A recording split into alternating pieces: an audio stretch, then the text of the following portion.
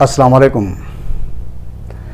گزشتہ دنوں social media پر چلنے والی ایک خبر کے مطابق ظفر وقار تاج جو کہ شناز زبان کے ثانی اور لافانی شاعر ہیں، ان کے نام کو صدارتی ایوارڈ برائے حسن کارکردگی کے لیے نامزد کر لیا گیا ہے۔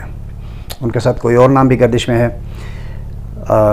اب بات یہ ہے کہ یہ بات درست ہے یا صحیح ہے، یہ ابھی کنفرم نہیں ہے، یہ انکنفرمڈ بات ہے۔ بہرحال دور حاضر میں ظفر وقار تاج شناز زبان کے ادب کا وہ روشن ستارہ ہے کہ ان کی روشنی سے ملحقہ دیگر ستارے بھی فیض حاصل کرتے ہیں۔ ادب، شاعری اور میوزک کے رموز و اوقاف اور نزاکتوں کو جاننے اور سمجھنے والے حلقوں کی پیاس بجھانے کے لیے ظفر وقار تاج کی شاعری میں پورا سامان میسر ہوتا ہے۔ ان کا شناخت گیت ہو، غزل ہو یا مرثیہ ہو یا کوئی اور صنف ہو، اس میں بلا کی تاثیر پائی جاتی ہے۔ ایک ماڈرن اعلیٰ تعلیم یافتہ شخصیت ہونے کے باوجود شناز زبان کے معدوم ہونے والے الفاظ کو ظفر وقار تاج نے جس خوبصورتی سے اپنی شاعری کی لڑی میں پرویا ہے، اس کی آج سے پہلے شناخت ادب میں نظیر نہیں ملتی، اور اس پر دھن کا انتخاب تو سر چڑھ کر بولتا ہے۔ شینا کی باضابطہ تخلیقی ادب میں ظفر وقار تاج کا نام پہلے آتا ہے اور پہلے نمبر پر بھی آتا ہے۔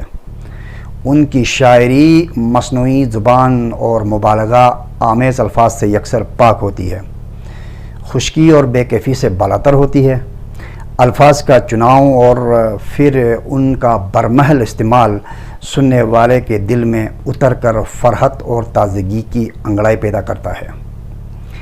اسی لیے غالب نے کہا تھا کہ شاعری معنی آفرینی ہے نہ کہ قافیہ پیمائی۔ گرزنی مجاہنی ماتم چکے لوئیں میں شچ شروکی ستم چکے مسبودی تمیا کو کرہنوس کوری ہوری جیبو جن میں غم چکے۔ مرثیے کے اس پیرے میں انہوں نے دکھ اور غم کی کیفیت کی جن الفاظ سے منظر کشی کی ہے، وہ ہر اس دلی کیفیت کو عیاں کرتی ہے جس کا لخت جگر اس سے جدا ہو گیا ہو۔ ہمارے معاشرے میں وعدہ کرنے کے بعد اس سے مذاق میں بدل دیا جاتا ہے۔ بہت سارے لوگ تو دھوکہ دینے ہی کے لیے وعدہ وعید پہلے باندھ لیتے ہیں۔ ظفر وقار تاج جب کوئی وعدہ کرتے ہیں تو کیسے کرتے ہیں اور وعدے کو کیسے نبھاتے ہیں؟ ایک شک زبان دیتے جو زبان جو مپھر نبم ٹھس بیگا مپھر بیگستو سگان دے ظفر نبم مت تقدیر فیصلو شیری مورر اٹل ہنوس جکمکار دیوانے ہن متکار تھے پاگل ہنوس۔ اسی طرح سے دنیا والوں کی بے وفائی، یاروں اور دوستوں کی بے وفائی اور غم و الم اور مصیبت میں بے رخی کی روایت کو وہ کس مہارت کے ساتھ بیان کرتے ہیں۔ ادی اموشن یار تھے نوم دے کرے ہوگا نبی بدشیار دنیا غمر ساتھ کوگا نبی تھے مشت یارو شوما شوگا نبی کرے نہ غموں سوری سشجوئی تو دال تھرگ تو تھے چھجوڑ گنوشی ساتھی کوگا نبی۔ اور پھر محبوب کی شوخی، اس کی چنچل ادائیں، ہنسنا مسکرانا اور نظر جھکانے کی منظر کشی وہ کس طرح سے کرتے ہیں۔ مجولش بے سمیوار اچھیے وین پایو ہگوٹو گی کشیے وین تو پشیمی ساو نکھان اوسک بو ہائے کٹے پتھے یاران اوسک بو۔ الغرض جس موضوع پر انہوں نے شاعرانہ لب کشائی کی وہ شاعری امر ہو گئی۔ ٹھیک ہے، شناز زبان سمجھنے والے اور جاننے والا فرد بار بار ان کی شاعری سنتا ہے مگر اس سے اکتاتا نہیں ہے۔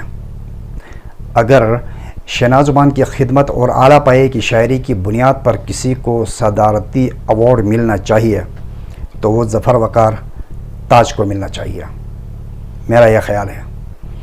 ظفر وقار تاج میرا کوئی قریبی علاقے کا نہیں ہے، میرا کوئی رشتہ دار نہیں ہے، میں نے اس کو قریب سے کبھی دیکھا نہیں ہے، بس یہ شاعری کی بنیاد پر میں اس کو جانتا ہوں، جس طرح سے سب جانتے ہیں۔